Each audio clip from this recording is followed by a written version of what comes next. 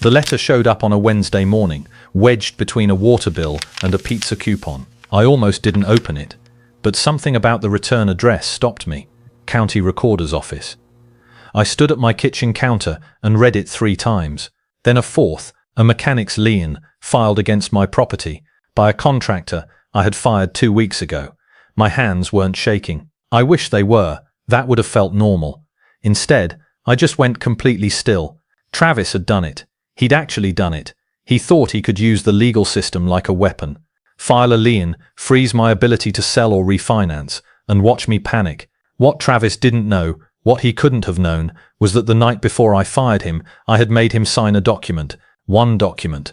And that document was about to end him. You're watching around the world. Drop your location and current time in the comments. I'm not the kind of person who goes looking for fights. Ask anyone who knows me. I show up on time. I pay my bills. I wave at my neighbors even when I don't feel like it. I'm the guy who lets someone merge in traffic. The guy who tips 20% even when the service was mediocre. I say this not because I want you to like me. I say it because it matters for what comes next. Because when this whole thing started, I made a decision early on. I was going to be reasonable. I was going to be fair. I was going to give every benefit of every doubt. That worked out great for me. Obviously, I bought my house 6 years ago. Single-family home, mid-sized city, nothing fancy. 2 bedrooms, a backyard just big enough to matter, and a kitchen that hadn't been updated since approximately 1987. Linoleum floors, laminate counters with a burn mark near the stove that I could never fully explain. Cabinet doors that hung slightly crooked no matter how many times I adjusted the hinges. I loved it anyway. You have to understand what this house meant to me. I grew up moving. Apartments, rentals, my aunt's spare room for 14 months when things got bad. I never had a place that was actually mine, a place where I could put a nail in the wall without asking permission, where I could paint a room whatever color I wanted, where I could sit on the back steps at 6 a.m. with a cup of coffee and know that this right here belonged to me. So when I finally saved enough to buy this house, it wasn't just a real estate transaction. It was the first time in my life that I felt like I had solid ground under my feet. I was not going to let anyone take that from me. By year 5, I had settled in. The mortgage was manageable. I had a small emergency fund, and I started thinking about what this place could be if I actually invested in it. Not flipping it. I wasn't going anywhere, just making it into something I was proud of, not just something I owned. The kitchen was first on the list, always was. Tear out the linoleum, put in real flooring, replace the counters, update the cabinets, maybe knock out a small section of wall to open it up to the living area. I got 3 quotes, did my research, read reviews like it was my second job. I made spreadsheets. I made notes on the spreadsheets. I am, if nothing else, thorough. The project was going to run somewhere between $18,000 and $22,000, depending on material choices. That was real money for me, saved for years money. Don't touch this under any circumstances money. So I was careful. I asked questions. I checked references. I made sure every single thing we agreed on was in writing before a single tool came through my front door. I did everything right. And then I hired Travis. Travis Holloway ran a small contracting outfit called Holloway Home Solutions. 4.6 stars on Google. 30-something reviews. Phrases like professional and punctual, and did exactly what he promised, showed up more than once. One reviewer called him the only honest contractor in the city. I remember reading that one and thinking, okay, this is the guy. He showed up to the quote appointment in a clean truck. Logo on the door, his name on the side.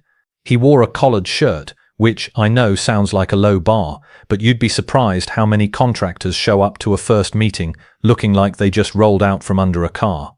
Travis was different. He walked through my kitchen slowly, nodding like he was listening to it.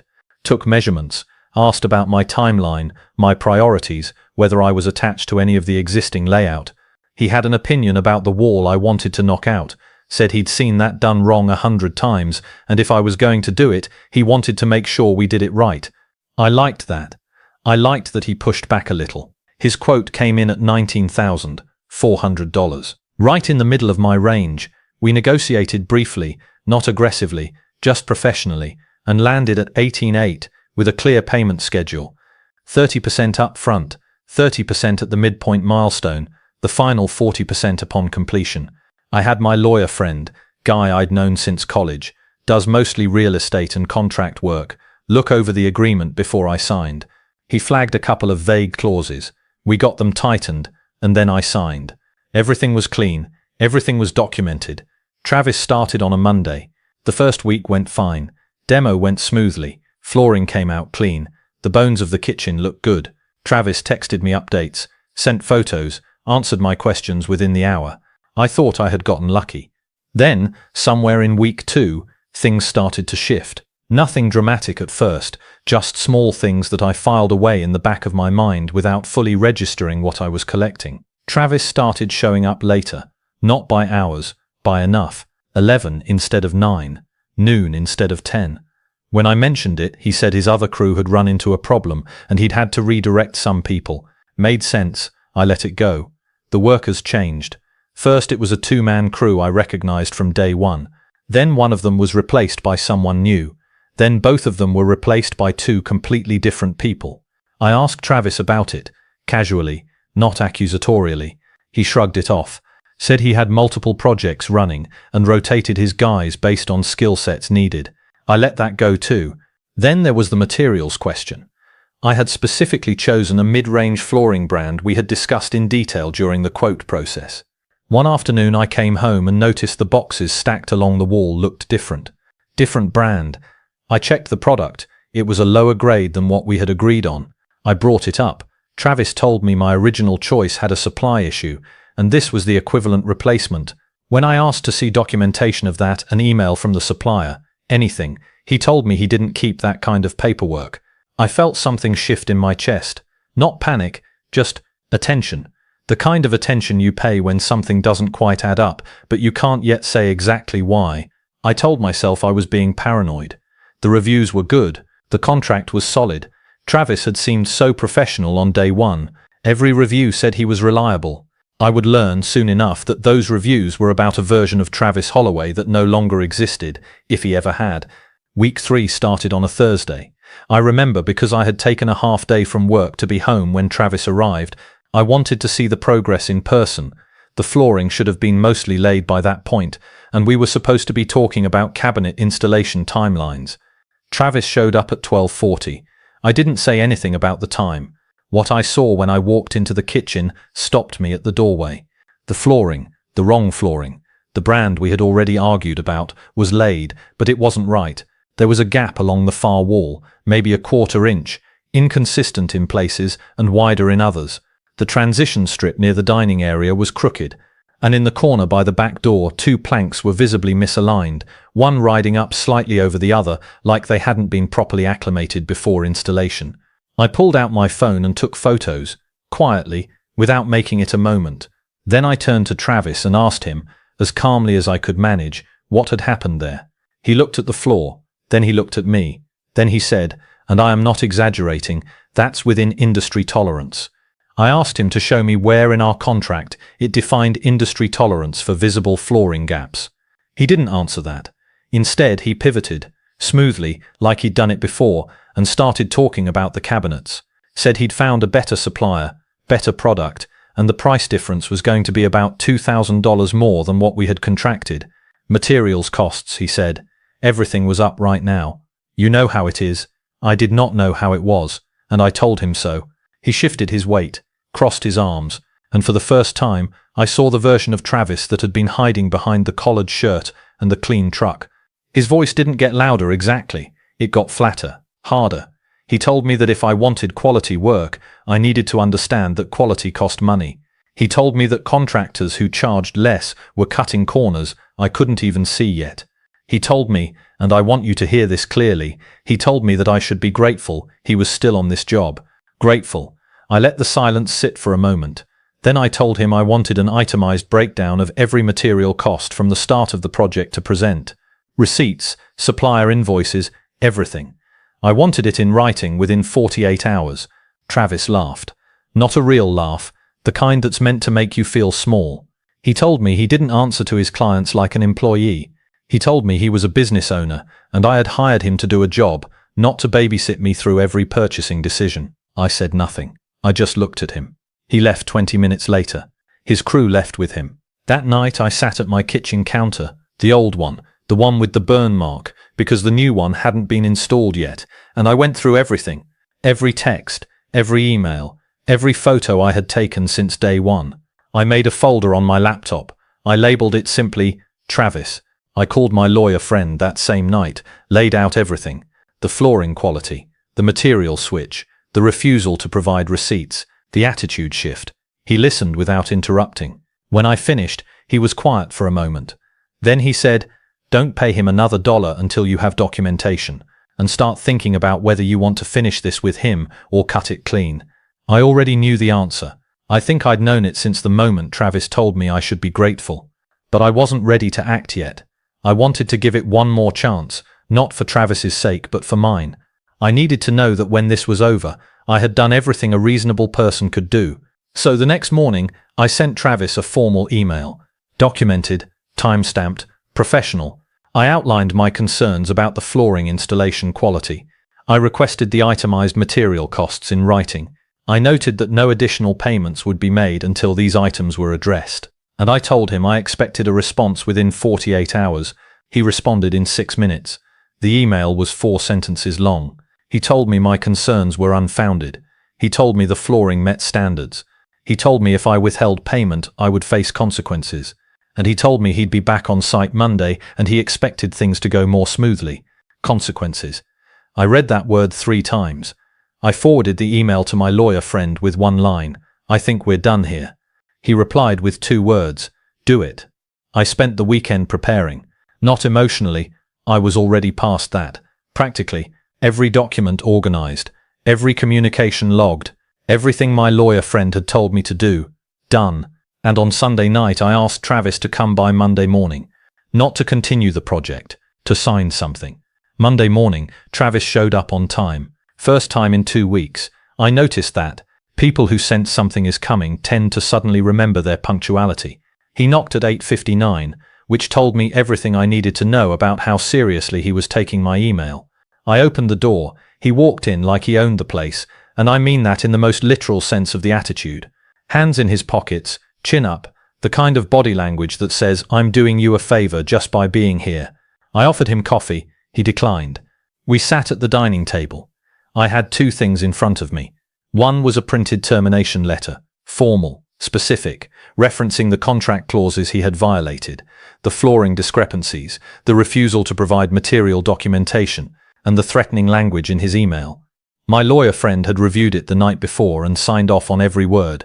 The second thing was a 1-page document, a lien waiver, specifically a conditional waiver and release upon progress payment, covering all labor, materials and services rendered to date in exchange for the partial payment I had already made him. My lawyer friend had suggested it almost as an aside. Get him to sign a release before you hand him anything. Standard practice, he said. Contractors sign them all the time. Most of them don't read them carefully. I slid both documents across the table. Travis picked up the termination letter first. He read it slowly, or pretended to. His eyes moved too fast for someone actually absorbing legal language. When he put it down, his jaw was tight. "You're firing me," he said. "Not a question." "I'm terminating the contract," I said. "Per the clause we both signed. Cause is documented." He leaned back in his chair and looked at me the way people look at something they're deciding whether to step on. "You're making a mistake," he said. I didn't respond.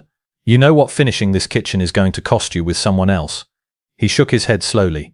"Nobody's going to touch another contractor's half-finished job for less than a premium. You're going to spend $35,000 to finish what I was doing for 18. I said, "That's my decision to make." His voice dropped. Not quieter, lower, darker. "I have been in this business for 11 years, he said. "I have dealt with clients like you before, people who think they know better, people who waste everyone's time and then act surprised when there are consequences." There was that word again. Consequences. "Travis," I said, "I need you to sign the second document before we go any further." He looked down at it, picked it up, read maybe the first paragraph. "What is this?" "It's a lien waiver. It confirms that the payment I've already made you covers all work and materials to date, and that you release any claims against my property related to this project up to this point." He stared at it. "This is standard," I said. Which was true. Completely true. Contractors sign these constantly when they receive partial payments. It's normal, routine, the kind of paperwork that moves through construction projects every single day. Travis didn't know that, or if he did, he wasn't thinking clearly enough in that moment to care. He picked up the pen, signed it, slid it back across the table without looking at me. I picked it up, confirmed his signature, and set it aside. Then I handed him a check. The amount covered everything paid to date, minus a documented deduction for the flooring discrepancy. Calculated, explained in the termination letter, legally defensible. He looked at the check. His face changed. This isn't the full midpoint payment. The deduction is itemized in the termination letter. Section 3, paragraph 2. He stood up. And this is the part I want you to understand. He did not raise his voice at first. He went very, very still. The kind of still that is somehow louder than shouting. "You think this is over?" he said. I stood up too. "Travis, I need you to take your check and leave my property." That's when the volume came. He told me I had no idea who I was dealing with. He told me I would regret jerking him around. He told me his lawyer would be in touch. He told me I'd be hearing from him. I said nothing. I walked to the front door and opened it. He stood there for a moment. 3 seconds, maybe 4. Long enough to make sure I understood that he was leaving on his terms, not mine. Then he walked out. I closed the door behind him, locked it, stood there in my entryway for a full minute without moving. My hands were steady. I was surprised by that. I went back to the dining table, picked up the signed lien waiver, and took a photo of it on my phone. Then I walked it to my file cabinet and put it in the Travis folder behind the contract, behind the termination letter, behind every email and every photo. I remember thinking, as I slid the folder back into the drawer, "That's done. It's over." I genuinely believed that. I would spend the next 2 weeks thinking it was over. And then the letter from the county recorder's office would show up wedged between a water bill and a pizza coupon. The call came on a Tuesday afternoon. My realtor, woman named Diane, who I had worked with when I bought the house and had recently re-engaged because I was thinking about selling. Not because I wanted to leave, but because the renovation, even half finished, had pushed the property value enough that it made financial sense to explore my options. Maybe sell, maybe refinance and pull equity out. I hadn't decided yet. Diane wasn't calling about listings. "Jason," she said, and I could hear it in the first syllable, that careful tone people use when they're about to tell you something they don't want to say. "I need you to check something. Have you received any legal notices recently? Anything from the county?" I felt something drop in my stomach. I told her I hadn't checked the mail in a couple of days. "Go check it," she said. "I'll wait." I walked to the mailbox in my socks. It was a cold morning. I remember the concrete of the front path under my feet because I stood there for a moment before I opened the box. The letter was there. County Recorder's Office. Return address. I didn't recognize at first glance. I opened it standing at the mailbox. Mechanics Lien. Filed against my property. Claimant, Travis Holloway. Holloway Home Solutions. Amount claimed, $23,400.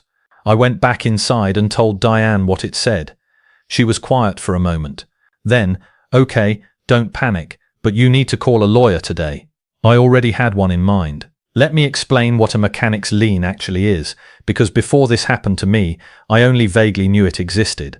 A mechanic's lien, sometimes called a contractor's lien or a construction lien, is a legal claim that contractors, subcontractors, or suppliers can file against a property when they believe they haven't been fully paid for work or materials. It attaches directly to the property itself, not to you personally, to the house, and that distinction matters enormously, because a lien on your property means you cannot sell it with a clear title. You cannot refinance it. In many cases, it affects your ability to take out any loans secured by the property. It sits there, on the public record, visible to any title search, until it is either paid or legally discharged. The process for filing one is, in most states, remarkably straightforward. A contractor fills out a form, pays a small filing fee, submits it to the county recorder's office, and it's done. There's no hearing, no judge, no requirement to prove the claim is valid before it goes on record. Travis had filed his within the legally allowable window after our termination. He had done it correctly, procedurally. The lien was real. It was on record. And the amount he claimed, $23,400, was fabricated from beginning to end. We had contracted for $18,800. I had paid him $9,000 in the initial draw. He was claiming I owed him the full remaining balance plus additional charges he invented for work he had not completed, using materials he had substituted without authorization. He had built a number out of nothing and filed it against my house. I called my lawyer friend within the hour. His name is Paul. I've known him since our sophomore year of college, and he is, without question, the most unflappable person I have ever met in my life. Nothing rattles him. It's slightly inhuman. I read him the lien notice over the phone. When I finished, he was quiet for exactly 4 seconds. "Okay," he said.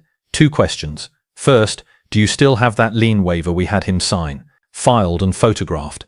Another pause, shorter this time. "Jason," Paul said, and I could hear something in his voice that I hadn't heard before, something almost like satisfaction. "He has no idea what he just did." "What do you mean?" "I mean that lien waiver he signed covers everything up to the termination date. His claim is based on work and materials within that exact window. He signed away his right to file this lien the morning you fired him." Paul paused. "He filed a fraudulent lien against a property he had already released his claims on, in writing, notarized." I sat down. "So the lien is unenforceable and potentially actionable on your end, depending on your state's wrongful lien statutes." I sat with that for a moment. "He thought he was punishing me," I said. "He was," Paul said. "He just forgot that punishment requires leverage, and he signed his leverage away for a $9,000 check. But here is the thing about knowing you're right. It doesn't make the problem disappear. The lien was still on record. My property was still encumbered. Diane had already told me that any sale or refinancing conversation was on hold until this was resolved. The title was clouded. That's the term, clouded title. Your house is still yours, but there's a shadow over it that makes it untouchable in any transaction. And resolution, even when you have an airtight case, takes time. Legal processes take time. Filing challenges takes time. Even getting Travis's attorney to respond takes time. I had to sit with a lien on my house that I knew was fraudulent, that I knew I could beat, while the clock ticked and my plans sat frozen.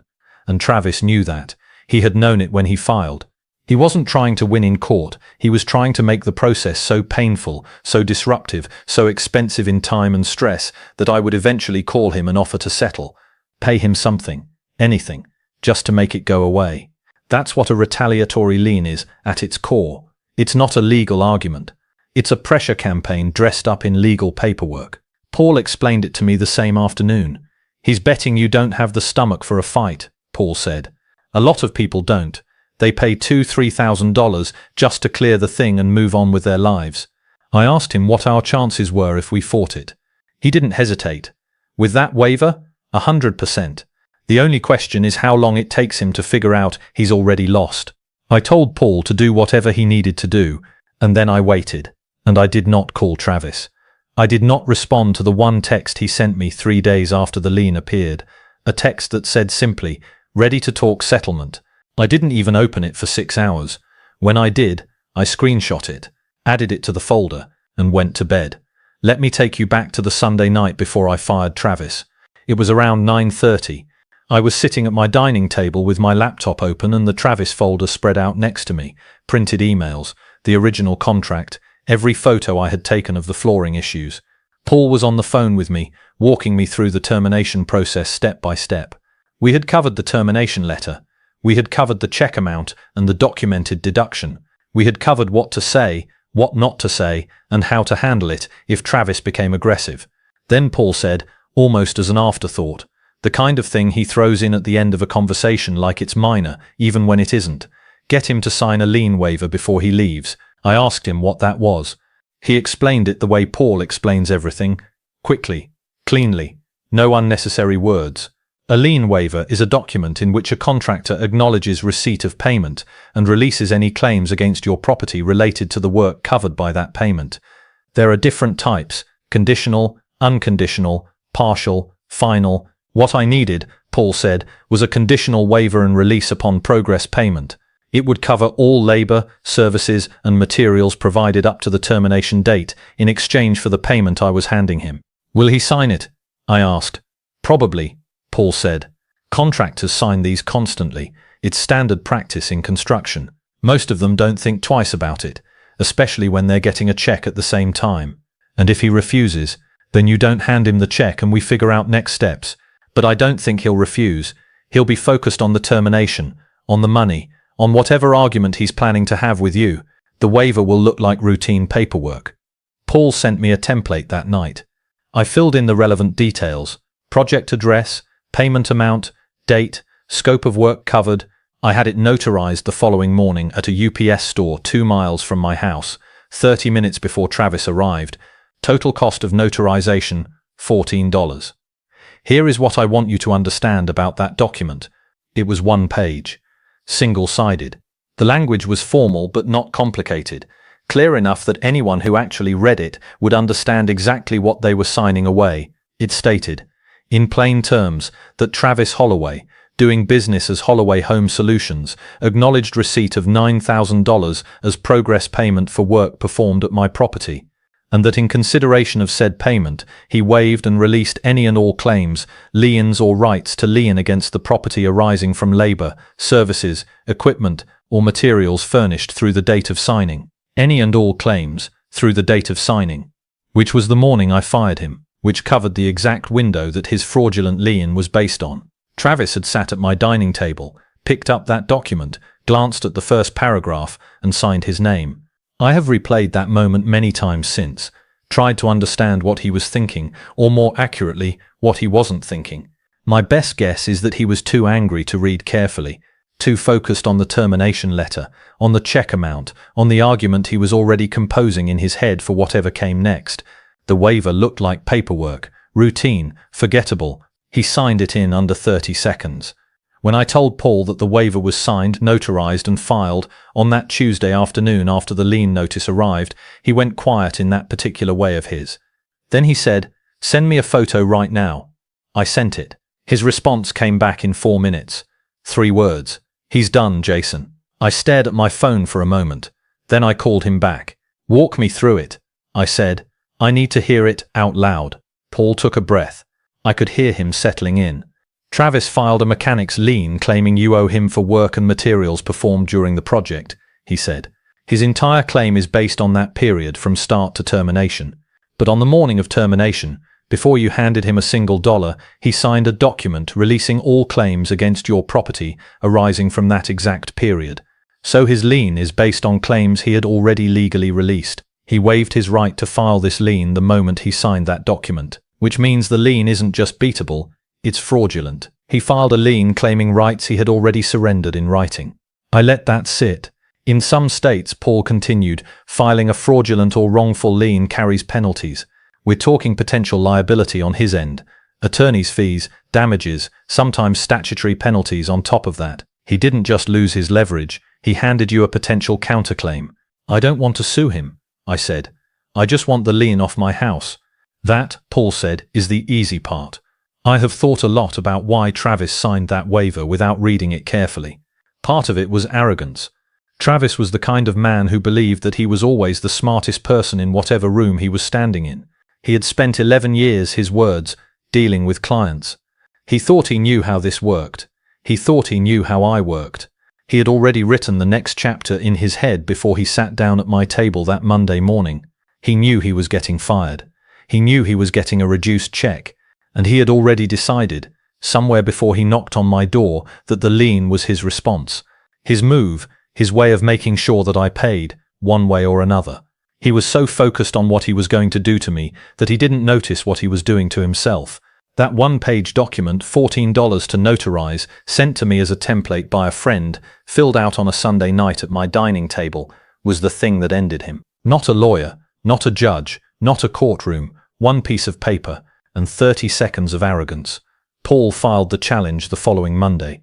He called it a petition to release the mechanic's lien, a formal legal filing that puts the burden back on the claimant to prove their lien is valid. In plain terms, we walked into the county recorder's office with documentation and said, "This lien is fraudulent, here is the proof, and we are formally demanding its removal." The filing included 4 things. The original signed contract between me and Travis, showing the agreed scope of work, payment schedule, and completion terms. The termination letter, sent via certified mail, documenting the specific contract violations that justified termination with cause. The photographic evidence, 47 photos taken across 3 weeks, time-stamped, showing the flooring gaps, the misaligned planks, the substituted materials, every visible problem I had quietly documented, while Travis was busy telling me everything was fine.